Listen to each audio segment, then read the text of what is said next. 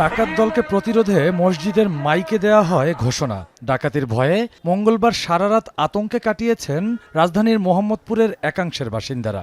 শঙ্কিত হবার কারণও ঘটেছে সারারাত। স্থানীয়রা জানান, দেশীয় অস্ত্র ও লাঠিসোঁটা হাতে নিয়ে সদলবলে বাড়িঘরে ঢুকেছে দুর্বৃত্তরা। প্রধান সড়ক থেকে অলিগলিতে ছিনতাইয়ের শিকারও হয়েছেন চলাচলকারীরা। এলাকার পরিস্থিতি বেশি ভালো না।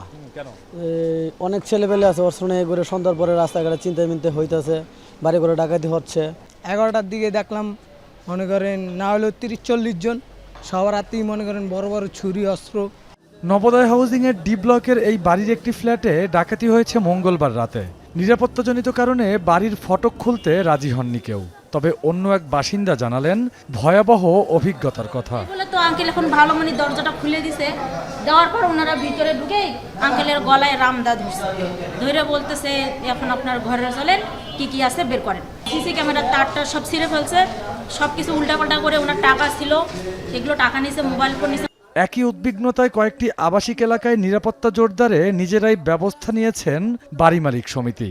স্থানীয় ছাত্র, ব্যবসায়ী এবং অংশীজনের সাথে বৈঠক করে রাতভর পাহারা দেওয়ার সিদ্ধান্তের কথা জানান তারা। গঠন করব, এই টিমটা দুইটা ভাগ থাকবে, এটা হলো দুইটা শিফটে ডিউটি করবে। যখন যেখানে অরাজকতা দেখবো আমরা, চুরি ডাকাতি চিন্তায় যখনই খবর পাবো সেখানে আমাদের সেন্ট্রালে বসে থাকবো আমরা, সেখান থেকে আমরা তাৎক্ষণিক ব্যবস্থা করব।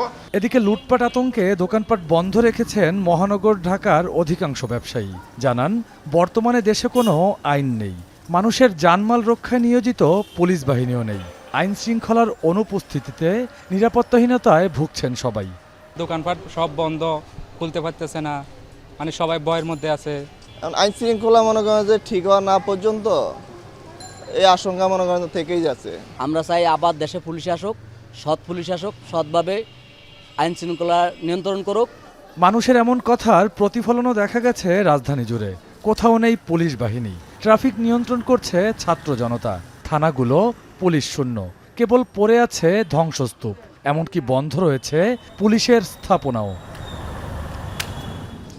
এর আগে মানুষ যখন যে কোনো ধরনের বিপদে পড়তো বা কোনো ধরনের আইন শৃঙ্খলা পরিস্থিতির অবনতি হতো, তখন মোবাইল ফোনের মাধ্যমে জাতীয় জরুরি সেবা 999 নাম্বারে কল করে পেত পুলিশি সহায়তা। কিন্তু পুলিশের সকল ধরনের কার্যক্রম বন্ধ থাকায় সেই সেবাটি পাচ্ছেন না তারা, ভুগছেন নিরাপত্তাহীনতায়। তাই সাধারণ মানুষের দাবি যেন তাদের বসতবাড়ি থেকে শুরু করে এলাকা হয় নিরাপদ এবং দেশ থাকে শান্তিতে।